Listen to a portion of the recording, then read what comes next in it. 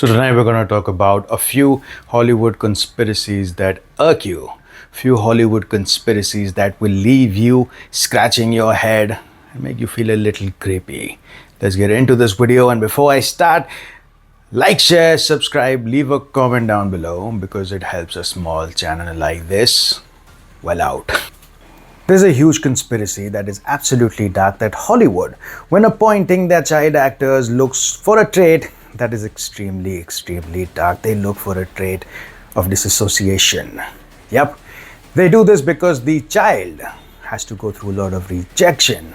The child has to go through heavy days, heavy workload days in adult environments. This can cause a lot of problems to the child.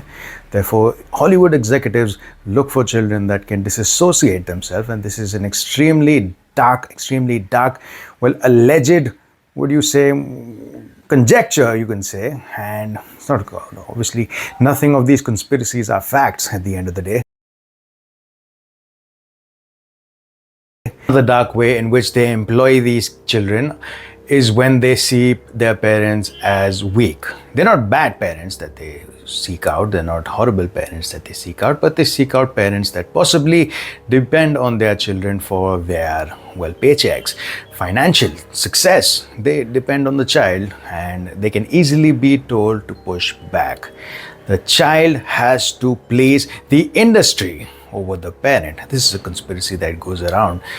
And, well, people and parents that push back, that protect their children, are usually seen as difficult by the industry, and their children are not employed. So this is a dark, well, accusation that Hollywood gets sometimes, or conspiracy accusation that Hollywood gets sometimes, that they appoint children with parents that are turned weak so they can control the child, and the child can, well, look for attachment within the industry and away from their parents, which I beg your pardon, messes with a lot of children in the industry.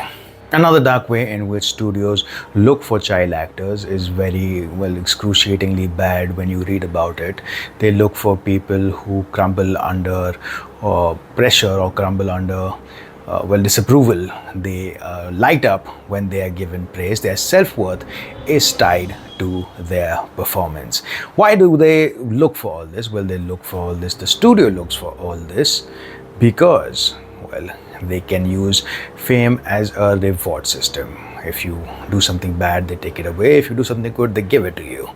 And performance and approval and everything like that can be used as leverage by the studio to make the children and the, well, parents, because they can see the child who is tied up to this industry so bad or so excruciatingly bad, that they can use these kind of approvals to, well, get them to do what they want to do.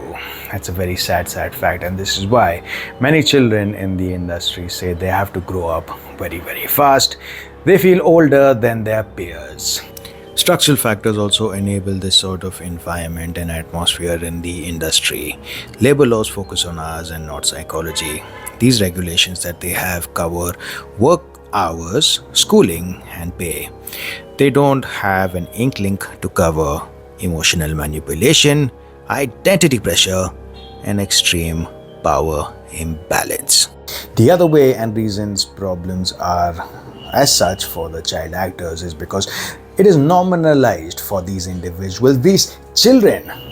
It is absolutely normalized for them to have long working hours. It is normalized for them to have adult conversations. It is normalized for them for boundary erosion, and before they realize something is going absolutely wrong, they don't have a reference point. They absolutely don't have a reference point. Many adults on set as well realize which child actor is struggling. They just don't say anything because of risking their careers, and speaking up will affect them a lot. And also, they think that someone else will, well, intervene.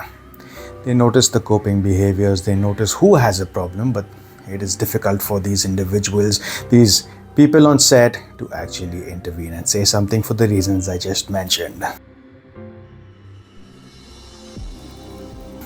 Back in the day in Hollywood from 1920s to 1950s, there was something that the studio had applied, something that the studio had sort of recruited for protecting their main assets, and they were known as the fixers. People like Eddie Mannix, who had ties to the underworld, who had ties to organized crime, and people like Howard Strickland, who were appointed as well, people who would take care of the public image of the actors.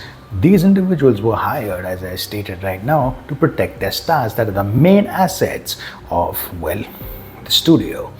Now, their existence is not a conspiracy.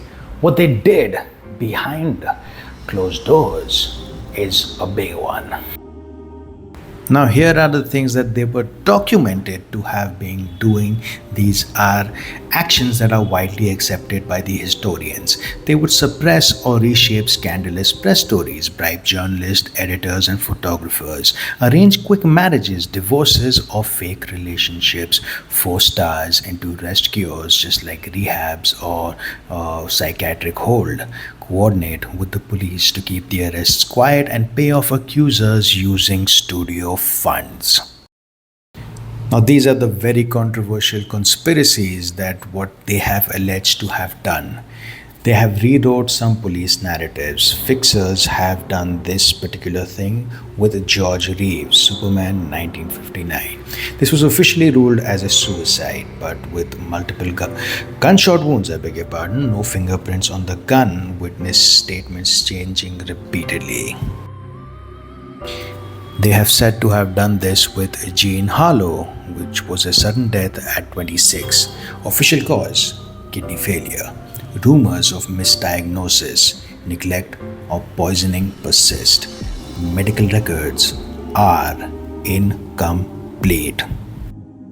Why, another one of the conspiracies are that the award shows that you and I, well, used to at least like of Hollywood, the award shows are, well, maybe rigged.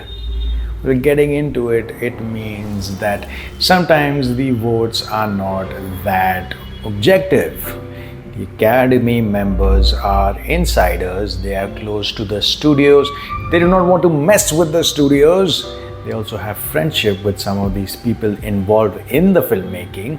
And they are, at the end of the day, humans and not robots.